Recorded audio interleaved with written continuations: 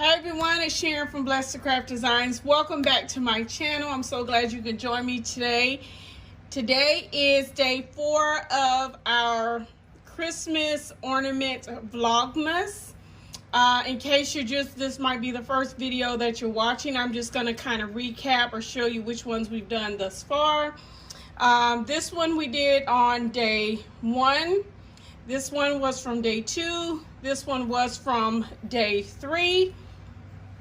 And this one I thought is kind of another little simple one to do, will be day 4. So if you missed any of these 3, please go back. You can check out, try to keep putting the links down for all the other videos. And also, please go back to day 1, a little bit on day 2, where I actually show you how to make your pattern and your template and cut out your areas where you're going to do the tucking at. So make sure you go back and look at these first 2, because I'm going to kind of skip some of that just so each one of the videos we shorten the time frame is for me to do it. Okay, this one takes 2 different fabrics, but if you come right back, I'm going to show you all the supplies that I used to make this pretty ornament for your Christmas tree this year.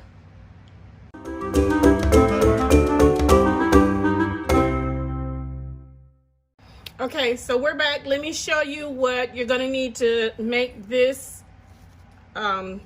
this ornament right here. Okay, you're going to need your fabric, of course, fabric of your choice, of your color. Same thing with ribbon for the bow. You're going to need some embellishments, some kind of bling embellishments. You need a pin, something to tuck with. I tried this one. I didn't really like it. It's really for your nails. I had this was in a manicure kit that I hadn't used, so I just opened it to see. I saw this and I was like, that might work pretty good. It might in some cases, but the couple times I've used it, I didn't care for that one. But if that's all you have, then you make that work. Okay, this is for like weeding vinyl and things of that nature. So I had that from when I purchased a Cricut. You'll need, of course, scissors, some type of glue, or a hot glue gun. And I have a tool here that I use to cut my foam with. That's not necessary. You're just going to need something sharp like an X-Acto knife or something to that effect to cut your foam with. So let's go ahead and get started. First thing I do with my foam ball is I go ahead and prep it. I find the equator going around this way where the 2 halves are put together, and then I usually mark the north and the south pole. And I use rubber bands to kind of mark where I'm gonna, my quadrants rather. Now I will say this, using a tape measure may be better to use, because your quadrants you can measure, and even after you do this you could probably measure to make sure you have the same amount, the same distance from one where you're going to have one groove to another. I don't do that. If I was making this to sell, I would definitely make sure I measure these out, but these are personal. They're going on my tree, and I'm okay really with them not being exact. I just kind of hold it up like that sometimes to see if my quadrants are fairly even. And then you're going to take your pen and then you just mark all the way around on one side, and then you're going to mark all the way around on the other side. So once you have that, you're going to take whatever cutting tool that you have. I just turned this one on just so you can see. It takes about 30-45 seconds for this to heat up. It gets really hot, and you will just cut this just like you would a knife. Now there are some pros and cons to this. I purchased this from Amazon. The pros is that, you know, it gets really hot. As you can see, there's the steam coming off from there. So it gets really hot. It definitely cuts. It will cut this foam just like butter. However, sometimes the grooves to me are just a little wider than I would like for them to be. Again, in some ways that's good because it makes it easy to tuck. But then if at the same time it can be so wide that it makes it harder to tuck the fabric down and it stay down in there, like you're really going to have to push it down there. So there are some pros and cons to using this. I will say all the it's gone, but I will say when you get done using this, please make sure you turn this off. You do not want to accidentally touch the end of that wand. Okay, so once you have your foam ball like this, you're going to take your pattern and your fabric. And if you did not, I'm not going to go through how I did this part on day one and day 2, especially day 1. I explained in detail how to make a pattern.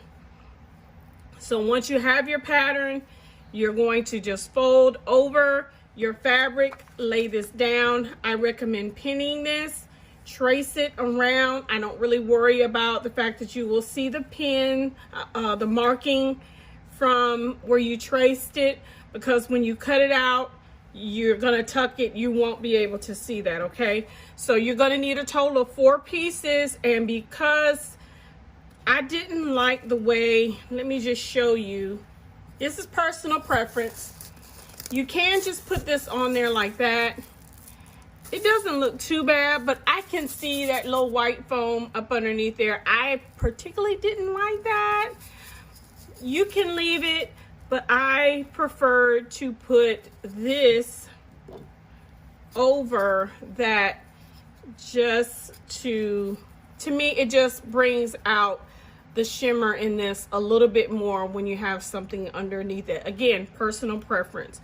But you will do the same thing for both of these pieces. You need to have 4 of each one. Okay. And I have already done that part. Again, I wanted to try to make this video a little bit shorter. Just a little bit. But I still want to make sure I show you how to do this. All right, so I have my 4 pieces again. I don't worry about that. Some of this wind up getting, you know, cut off anyway, the excess. So I now have 4 pieces. And I'm going to go ahead and start putting down my fabric. So what I always do is I find it at the top right there. I put 1 at the north, 1 at the south. I like both of these fabrics because they do have stretch to them, which is a good thing to me. I like that. And then just start tucking it. And you're gonna have to kind of press down really good. I know you hear the crunching from the foam, and that's okay because you really want to work this down. I like this, using this long one, because I can use that to help smooth the fabric out. Now we'll try this one just so we can see. You can do the same thing with that, but I just think it's too much surface here. And I don't like that. I guess maybe I'm just used to this one. So just gonna press that down in there. And the goal is to try to get this as smooth as you possibly can. So I'm gonna go through, cut off my excess. I suggest making your, when you cut out your pattern with your fabric, I do suggest that you make this a little bit larger so you do have some excess of fabric. Okay, I'm gonna do the same thing with this one. I'm gonna show you 2, then I'll do the other 2 off camera, and then I'll come back and show you how to put the other piece on top of there. So again, you kind of have to push down really good. Not so much to where you go all the way through the ball though, okay? I haven't had that happen yet, but just be careful. And that stretch that this has, see how I can pull that a little bit? That is really helpful. Okay, so I'm gonna go ahead and start cutting off some of this excess. And I do have a smaller pair of scissors where I could probably get a little bit closer, but I'm just gonna go ahead and use these for now. And just push that down in there really good, okay? Not worried about the fact that you can see this, not so much, because we're going to cover these grooves, okay? You do want it down there as much as possible, but that's going to be covered up. Okay, so very smooth on both sides, and again, that's one of the reasons why I like to use fabric that does have some of that pull in there. It just makes it so much easier to get that smooth. So I'm gonna do these two, and then I'm gonna come back and show you how I tucked this in on top of that, okay? Okay, everyone, I've already tucked the bottom layer of fabric, and I've tucked 3 of the top layers, so I'm gonna let you see me tuck this last panel. So it really is the same technique. You do have to make sure on the very first fabric that you get those tucked down in there really good, because you have to have enough room to tuck your top layer. And if you do like me, at times I cut some of these a little bit short where they start sticking out some. You know, you can pull this fabric out, you know, adjust it, and then just, you know, tuck it down in there again. Okay, so if you do 2 layers like this, you really do have to tuck. You have to put a little bit of elbow grease in there to get the top layer of the fabric tucked down in there. But that is one reason why I like to use this tool, because, you know, it's not very sharp, but it's sharp enough to actually kind of push down in that foam and get it tucked down in there really good. And just like always, cut off your excess. And then even after I do that, I still try to just tuck it a little bit more. So let me pull out my inspiration ball. Okay, so all I've done here is I took 3 of this particular trim, kind of a brown copper color. I got this from Hobby Lobby, but you can get it from Joanns. Joanns actually sells this by the yard, which you probably get a better deal. I will probably leave this hole on the last one. Like I said, I did 3, but I think on this one I might just go ahead and leave it with all, what is that, 6. So now we're gonna grab our glue gun.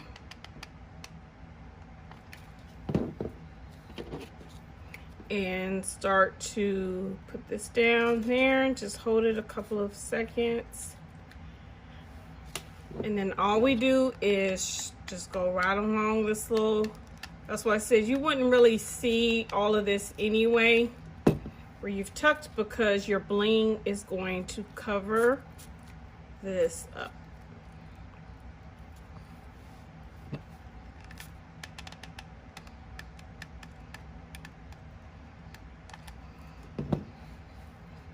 Okay.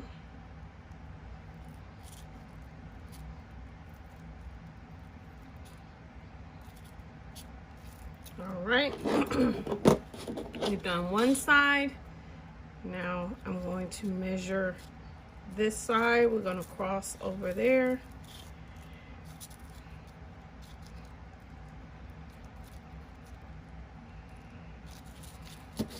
cut about right here, I believe.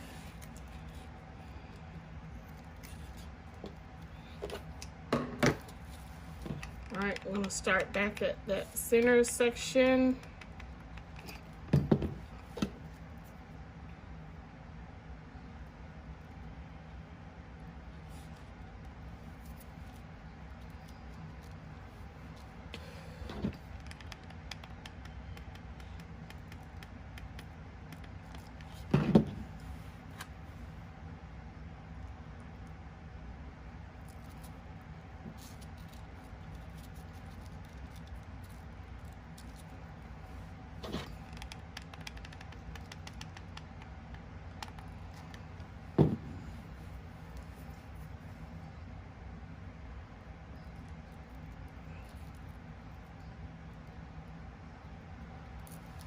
Okay, so there we have it. And now the only thing that we have left to do is make our bow. So let me just do this the traditional way and make it like this. I think this one I had 3, I did have 1, 2, 3, 6 loops.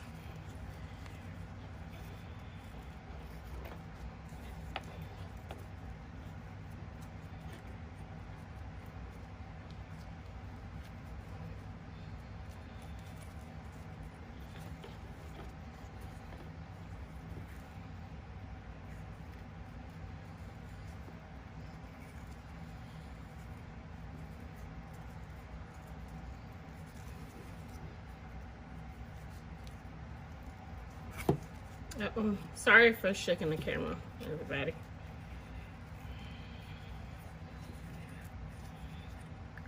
Okay, I think I can live with that. Excuse me. All right, so I forgot to get.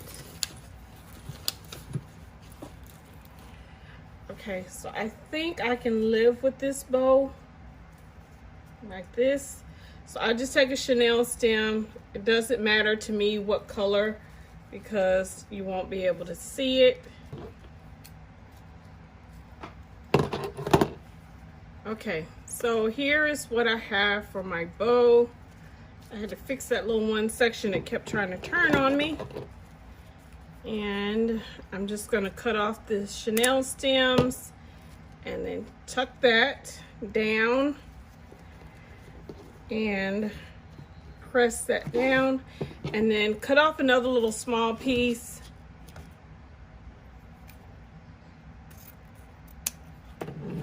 This is what I'm going to use to cover the middle section.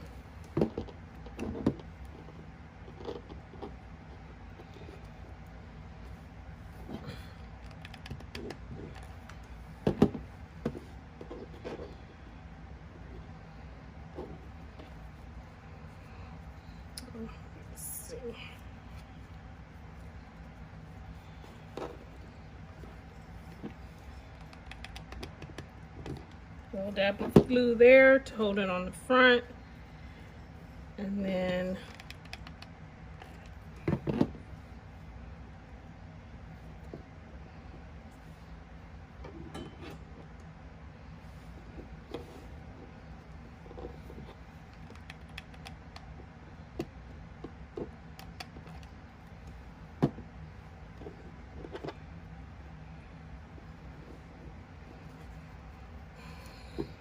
oh, and one thing I did forget to mention, even though I didn't do it here, is you do need to kind of cinch your ends because the fabric, the satin bows, they do fray a lot. And I should have done that here. Then you wouldn't have all these. It's bad enough you have the glue strings, but to have the strings from the fabric is more than annoying.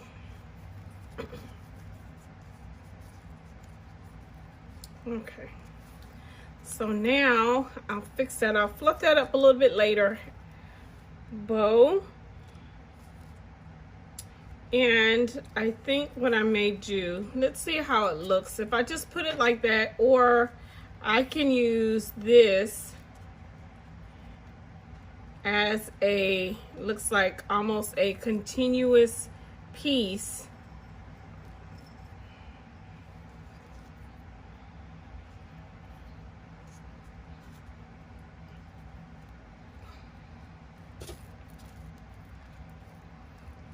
I kind of like that. So that's what I'm going to do.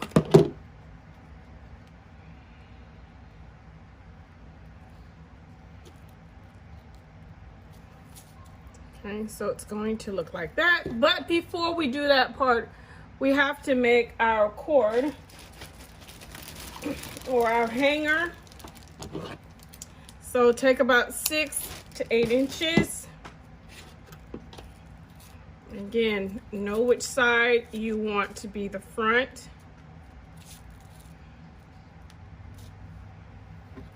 A little bit of hot glue here.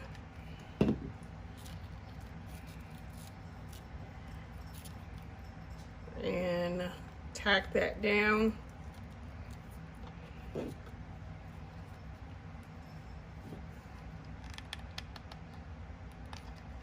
I'm going to take this little piece right here. Again, don't skip cutting like I'm doing. Don't skip cinching your ends of your fabric. I may have cut that too short. Let me see.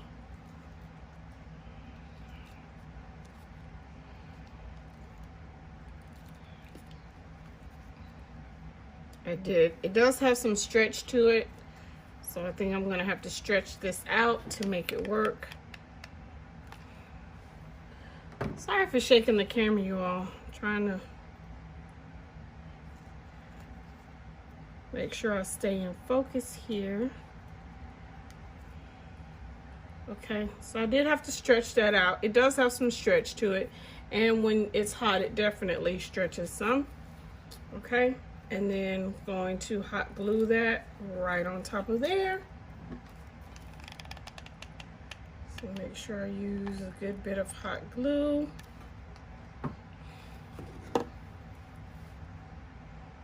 And line that up.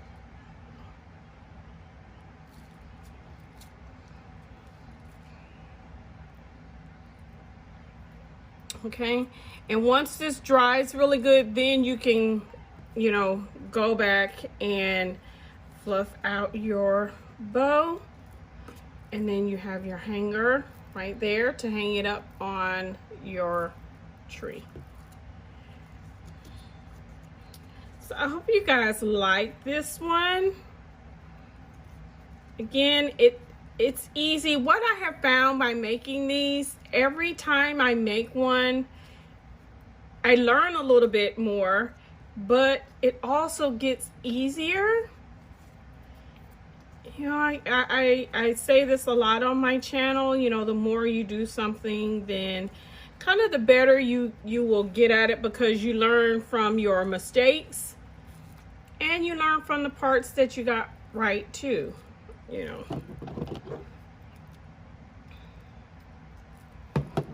So how pretty is that? I like the contrasting colors. So leave your comments down below. Please make sure, if you have not already subscribed to my channel, that you do that. Thank you to those of you who have already subscribed. I appreciate your support. Please make sure you join me on one of my social media platforms. I'll have these pictures posted on my Facebook page, Blessed to Craft Designs. If you are a wreath maker, we would love to have you on the group, which is Wreath Designers Network.